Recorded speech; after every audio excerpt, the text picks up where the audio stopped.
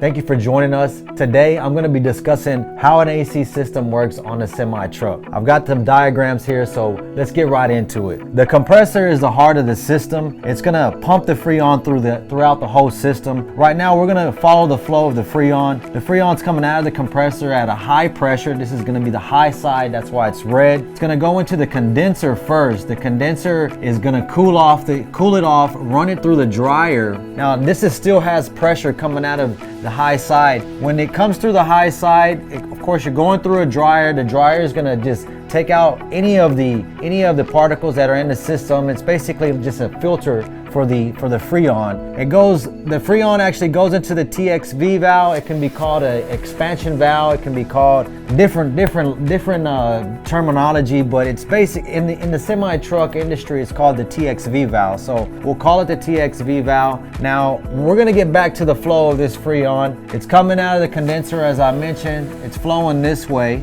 still at a high pressure. I want to get back to the condenser before we jump to the next item. Now, the condenser is going to be very vulnerable because it's in the front of the truck, and the way that the condenser works is it has ram air, so there's airflow that's either rammed through the condenser by driving the truck, or it's driven by the fan. So if you're in a idle position, or you're just a cruise position in traffic, and this compressor is pumping out and the high pressure gets to a certain amount, it needs to be cooled down. Now, if it's not cooled down by ram air, then it's gonna be cooled down by the fan. Now, the fan is gonna be triggered by a switch. Now, there's gonna be a switch on the high side of the AC system. Now, when it gets to a certain PSI, 300 PSI, it's gonna switch on this fan if we don't have enough ram air coming through, and of course drive the pressure down. So the pressure wants to get down. Once it's down, then of course it's going to cycle. So that's how an AC system is cooling off. It's the same as a house. When you have the fan constantly on, that's just cooling off the condenser, and it's the same aspect. So when it's in the front of the truck, and if of course being used by ram air, it's very vulnerable. There's going to be damage from rock, debris on the road. So we see a lot of problems in the condenser, and that's something that you definitely need to keep an eye on, whether it's going to be your grill guard that's not correctly fastened, or rocks bouncing off the back of someone's truck. I see a lot of dumps out there, with rocks falling off. That's going to chip up. It's very delicate.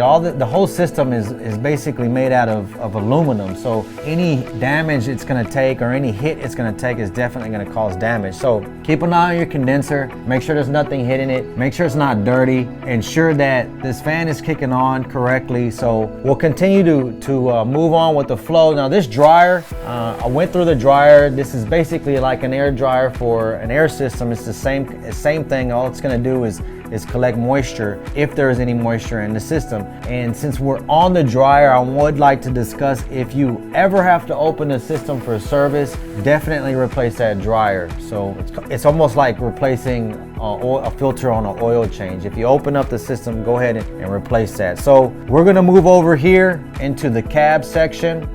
What we have here is, I have the evaporator and the air filter and the blower. This is going to be the inside of the cab. Since we're coming out of the high side of the dryer, now we're going into the TXV valve. Now, the way I can explain how this works is, if you're using a spray can, same explanation as I did in my last video, but if you're using a spray can, a paint, it's basically liquid. So when you shake it up, the nozzle makes it into a mist. Now, this is the same thing. The high pressure is coming in, and it makes it into a mist. And when that happens, it cools it off here in the evaporator. Now it's running through this evaporator. Your cold Freon is, and it's nice and cold. Now your blower is gonna blow air. Usually you're just gonna go through the air filter first, blow air, making the air cold, and that's how your AC system's working. So I would like to discuss about the air filter here. Is make sure you replace that air filter. Do not let that air filter get dirty on you. It can get, when this blower is on high, if this filter gets dirty, it's basically gonna start sucking air around that filter and bringing in dirt into the evaporator. The evaporator is gonna get clogged up. The condensation off the evaporator needs to go down a drip line. And if you have all this dirt mixture in with that, the drip line can actually get clogged.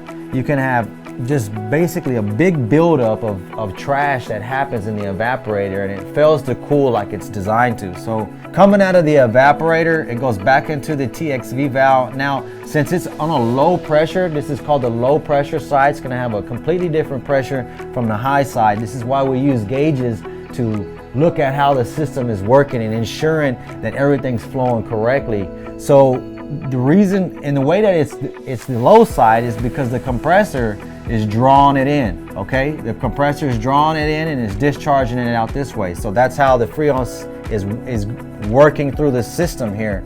Now, you can see I have additional lines here. These are our AC lines. Now, these AC lines are leading to our bunk. Now, this is a semi-truck system. Most of the time, you're gonna have a bunk system. So this is why it's really just the same setup here. You have the TXV valve, which is the expansion valve, high pressure going through it, cooling off the evaporator. You have the air filter. Do not overlook the air filter on the cab as well and on the sleeper, okay? Make sure you're checking these out, and it works the same way. Blows the air through the evaporator, creating cold air. Now, look at these AC lines. Now, I'm just making these AC lines up so that we can have a visual on them, but the more modern the truck is, the AC lines are going to be all made together. So AC lines that are running to the sleeper can all be connected together. They're all made out of aluminum. So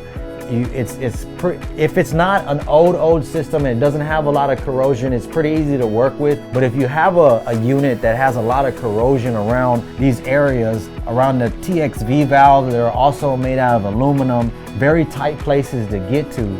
This is whenever systems they just need to be completely replaced if they're old. Because once you start unhooking lines and moving lines and disconnecting them, and they're made out of aluminum, it's very hard to get those seals back and get a solid seal on the system. And a lot of times what we see is if we have a AC system that's been out of service for a while, maybe the season was out and they didn't need it at the time, and now it's season, it's very hot and they want AC. When a system is open, it can get contamination, it can cause corrosion in the line, it can cause condensation in the lines. So whenever we fix a faulty condenser, for example, that didn't get fixed during the winter time, so now it's summertime and they want that AC, and we put a new condenser on there and they don't want to service the system, which is replacing the TXV valves, dryer, and compressor. What's going to happen is once the system is back functional, whatever contaminants entered the system through the leak is going to cause damage to the compressor. So that's why we recommend replacing most of all the components, the major components, TXV valves, items like that. It's very important to understand that those items may need to be replaced if the system's been out of service for a long time. Ensure you're changing out air filters. Ensure that your things are working correctly, like your blower. If your blower is not getting a signal to turn on, then make sure you're troubleshooting that correctly. There's different items that come up with the AC systems. I would like to cover even more, but the systems are just so complex. And like if you have frozen lines, for example, say we have frozen lines on our cold side coming out of the cab. Now, it can be multiple things. It could be the flow not correctly. It could be restriction somewhere. But most of the time what we see is a clogged air filter that's made this evaporator so clogged up that the blower is not able to transfer the cold air out of the evaporator, and what happens, it ends up freezing. Now, there are thermometers that are monitoring this to cut that compressor off, but we see that, hey, now we have my AC is not cooling complaints, and they go to different shops that are just charging the system, putting too much Freon in the system, and just adding cans to the system. And that's not a real good way to service an AC system. You want to use scales, you want to use the right equipment to measure how much you're extracting out of the system. If you have a faulted system come in and you extract the Freon out of it and you notice that all the Freon is correct, the weight, the oil, everything's correct, but it's still not cooling, you're basically canceling out that it could be a capacity issue if it's too low or too high, if you extracted everything and everything's fine. So be sure to keep up with maintenance with these items. If you're working on these types of systems, they're not too complicated, but understanding how the Freon works, how everything's rolling through the system, it gives you kind of like a good idea of what to look for. Even if you're an owner operator, this information can be useful for you. Thank you for joining us today. Make sure to subscribe to our channel and share our videos so that we can share the knowledge. Keep on trucking, and we'll see you next time.